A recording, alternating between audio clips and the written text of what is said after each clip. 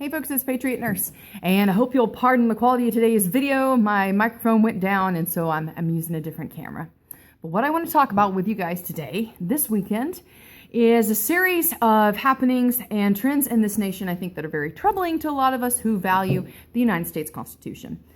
So the first thing is, of course, the assault weapons ban. That is probably not going to go anywhere, because I think there's a fair bit of people, despite the fact that they're intellectually handicapped, being Democrats and consistently voting against the Bill of Rights, the Constitution, and having 30% of their own party allegiant to a socialist, they know what's best for them. And I think they know that in the grand scheme of things, trying to ban these weapons from the American people is not going to go anywhere. Because in 1994, there's something we didn't have, and that is tens of thousands of battle-hardened veterans who are intimately familiar with the manipulation and marksmanship needed to effectively utilize these rifles. And if they try and ban them, it would not go very well for them, because we're not going to give them up, and we're not going to stop having access to them. It's interesting that our illustrious potentate, despite posturing and saber-rattling, to the effect that he was going to use an executive order to take up weapons or do something about the gun problem we have here in the United States. He didn't do a damn thing. And I'll tell you exactly why. Because these people are soft. They are, in Reed's words, paper tigers. And effectively, they know that if they were to do that, that it would kick off exactly what they fear, and that's losing control. Okay? And we need to have some honest conversations right now. And it pains me to say it. There's nothing that I think is enjoyable about the following subject, but we are headed for, at the very minimum, civil unrest in the United States. I think it's very fair to say that we have a substantial amount of people, depending on how you view it, 30% of self-described Democrats in the United States who are allegiant to a socialist. I don't give a shit if it's Democratic Socialist. You can't slick up a mule and make it a racehorse, guys. The same failed philosophies are exactly identical, regardless of what bumbling buffoon and likable old farts you put in front of them, okay? All you have to do is to go. All these people are like, oh, it's new. Democratic socialism is... Give me a break. Go to the website and look at the manifesto. It's the same damn thing. It's the same thing. So we've got 30% of the Democratic voters in this country who are allegiant to a socialist. We have parts of Congress who, for all intents and purposes, are politically posturing, but they're doing it nonetheless in an attempt to strip us of our Bill of Rights. You can't coexist with this portion of the population who are de facto Tories. A statist is a statist, regardless of what century they may fall in. The same people who sold out their neighbors to the British are the same ones who love Bernie Sanders, the same ones who love Hillary Clinton, the same people who love the state. They love control. Why? Because they fundamentally misunderstand human nature. And they really have a low estimation of other people's ability to control themselves and to exercise diligence and perseverance and restraint, because they themselves lack it. There is a substantial portion of people in this country, guys, who are doing exactly what the statists did in the 1770s. Okay?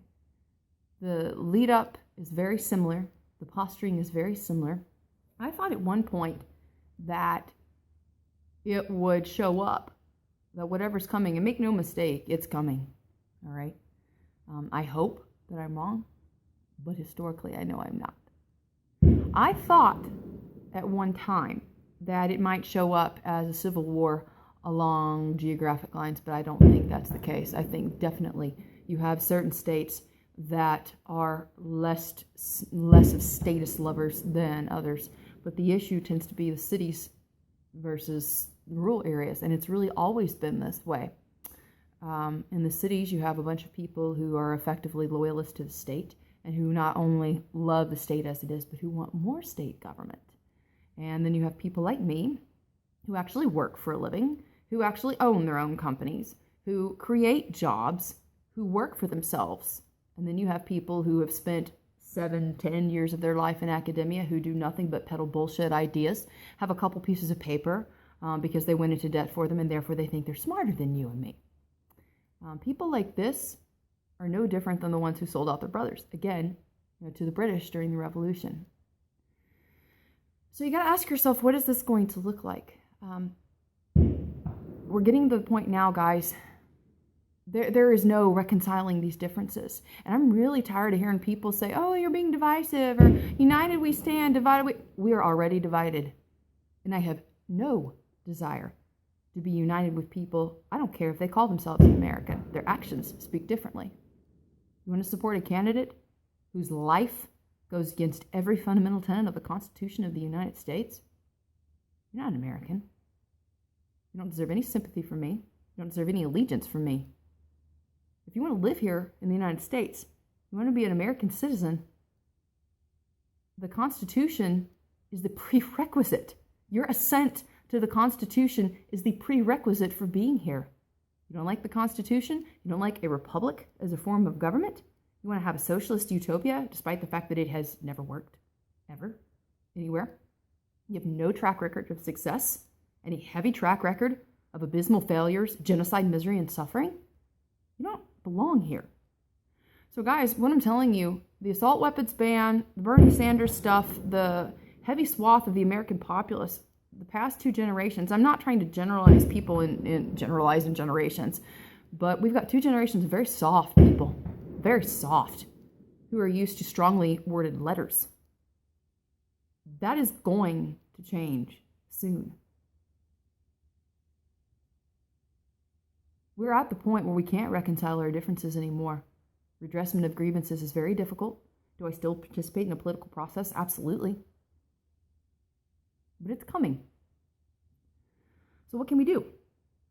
Part of the reason why I teach the classes the way that I do is that my fundamental assumptions are that for whatever reason it is not desirable or safe or feasible to leave our homes, and we need to be able to take care of our loved ones at home. Regardless of what medical situation confronts us, that's what we need to be able to do. So that's one of the reasons why I teach the classes the way that I do. But guys, I think that it is essential at this point that you really accelerate your prep work. And I'm not even talking about storing stuff. I think skills are going to be very necessary. The ability to protect and defend yourself and your property is a very necessary thing. Make no mistake about it, these people who want to vote for Bernie Sanders, these people who love the state, they don't love the state, they love your labor. And they feel that they are entitled to your labor and that they're going to use the state to come and take it. Because odds are they're too weak themselves to be able to accomplish anything outside of sniveling and getting a bunch of useless toilet paper degrees to line their wall with. You need to accelerate your prep work, your skill work, your willingness to go and to train and to be prepared. Okay? It is coming. I don't know when. I can't tell you how fast. But things are cooking.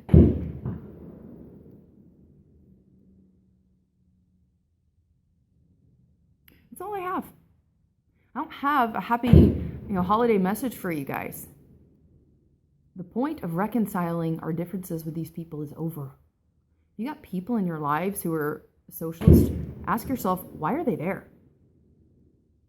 What do you have in common with somebody who feels entitled to your labor? Not only entitled to it, but they functionally feel like they can come in to your house and take at least 30% of your goods and services, and if you're unwilling to give it to them, then they're going to use the state. They're going to use their little thugs to come and do it. I know, by the way, they want to ban your weapons so that you can't defend yourself and you have no recourse to defend yourself against the state or them if they decide to come to it. Be ready. It's coming. For now, it's PatriotNurse signing off, and I'll see you guys later. Bye.